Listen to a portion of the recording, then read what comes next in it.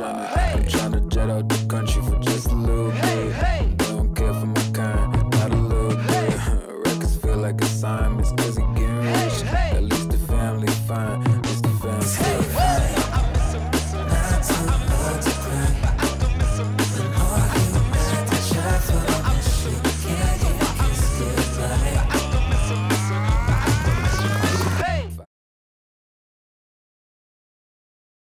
Sup nerds, it's your favorite. So you want to play Mega Strikers, huh?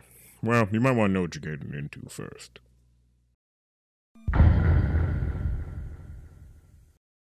After finding the 98th bug related to Viego after its initial release, some developers from the hit game League of Legends decided that they wanted out of Riot's basement, and left, seeking a new life. They eventually stumbled onto some other freelance developers, and that's how Odyssey Interactive was born. And soon enough, a new game was in the works, known as Mega Strikers.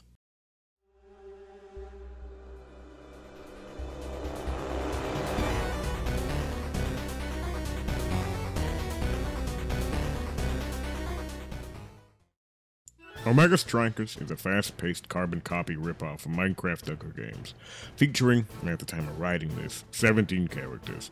And that's like more than 4. Probably. You see this little ball in the middle? Yeah, it's called a core, and your job is to hit it into that big net over there. Now go, little one. Make me proud. Better scramble like an egg before you get folded like an omelet, nigga. Hey. Okay. Maybe I should have been a little more concise. Alright, the objective of the game is to hit the core into one of the goals, obviously. However, there are some caveats. Firstly, you need to worry about obstacles that stop you from hitting said goal.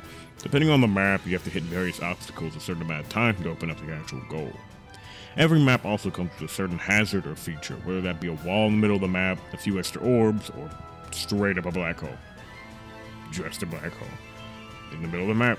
The biggest obstacle, however, are other players. And speaking of other players, let's move on to that topic.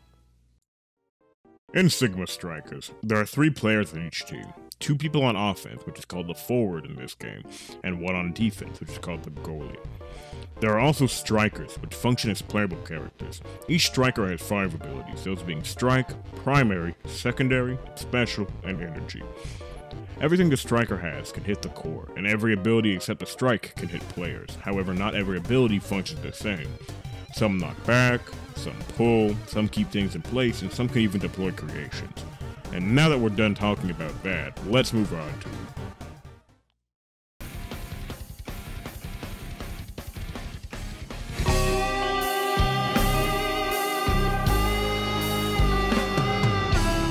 How about we cover what all's going on down here, huh?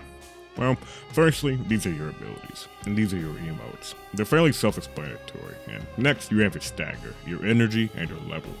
Your stagger functions as your health. Hit 0 and you become staggered, and instead of killing you, it causes you to become extremely vulnerable to enemy attacks, getting massive knockback. This is your energy bar. You gain energy by hitting the core, collecting orbs, and getting kills.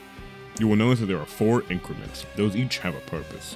If you use your energy button when the far right bar is gray, you will become temporarily invincible, while also taking away your abilities and consuming a bar of energy. If your bar is blue, however, this means you have an empowered energy burst. This causes a small AoE burst to spread out around you, knocking back enemies and causing the core to become invulnerable to everyone in the game except for you. The next hit on the core, while it's in this state, will send it flying, and just like the weaker energy burst, you become invincible, but this time not locking your abilities. Finally, your level. Your level is pretty simple. Every level your striker gains maximum stagger based on what tier stats they have, ranging from 1 to 3. You gain experience from hitting the core, scoring goals/objectives, getting kills, defending goals/objectives, and collecting orbs.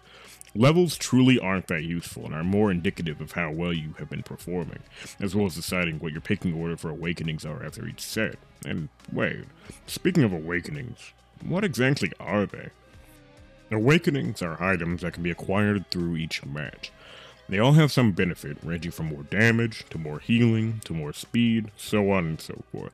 There are also a set of 9 items that can only be acquired through the striker select screen before every match. 5 of them reserved for forward, and 4 of them reserved for goalie.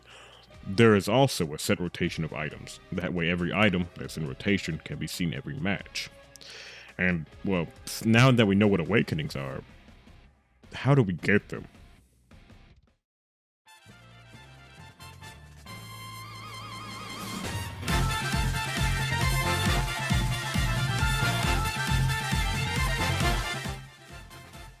Now, we're on to the part that brings all the things we've talked about together, playing the actual game.